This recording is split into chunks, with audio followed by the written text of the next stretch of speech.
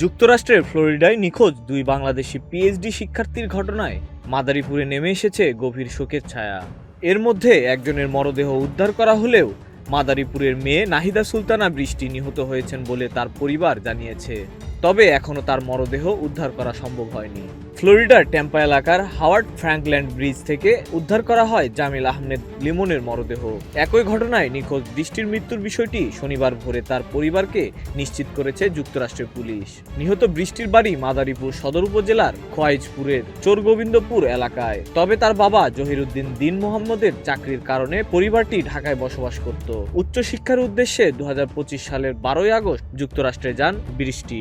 মেয়ের মৃত্যুর খবরে শোকাহত বাবা বলেন, আমার মেয়ে আর বেঁচে নেই, এটা নিশ্চিত হয়েছি।